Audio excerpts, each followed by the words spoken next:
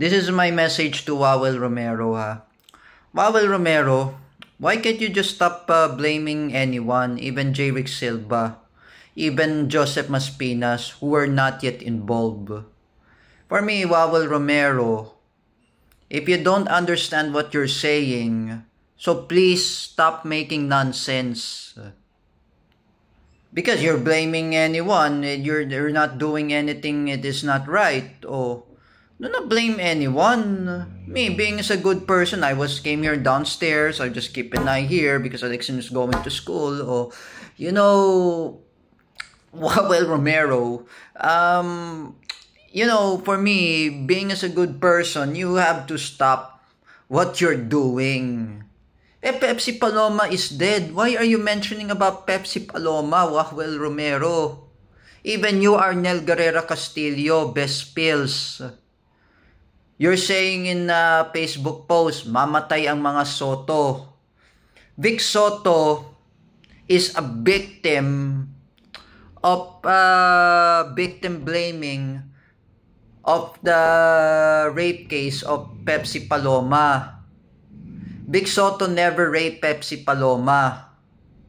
Oh, can you believe it is not true?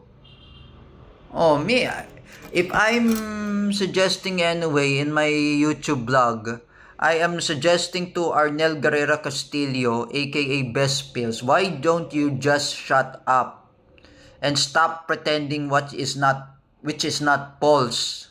Joseph Maspinas and J. Rick Silva were not born in 80s. They were born in 90s. Me, I'm born in 90s too. If I were you, Best Pills, Arnel Guerrera Castillo, why can't you just stop making nonsense and blaming anyone which is not true? Even you, Paulo Cruzada. Paulo Cruzada, I am saying to you, why are you harassing Shania Kiana? Why you pretend, for example, what's that in Tagalog word? Ubarin mo bra, ubarin mo panty. And Paulo Cruzada says, mag-kissing scenes tayo. Oh, is this nonsense? Paulo Cruzada? You know Paulo Cruzada. Don't tell me if Shania Kiana is pregnant. Shania Kiana is 17. She's minor. Oh, are you harassing a minor? Paulo Cruzada, she was born 2007. Oh, Miggy Labitag is 17 years old. Oh, this January is currently 17. Oh, Miggy Labitag. Oh, you remember Ella, that was a daughter of Tito Mac, was 18. Oh, even Tris was 18 years old. Oh, 17. She's 18 because she's older than Shania Kiana. Oh, remember that, Paulo Cruzada, what you're doing, you should not harass Shania Kiana, and you have to stop blaming J. Rick Silva and even Joseph Maspinas that they rape Pepsi Paloma. That's not true. That's all speculation are false. If I were you, I'm saying to you, Paulo Cruzada, you have to stop.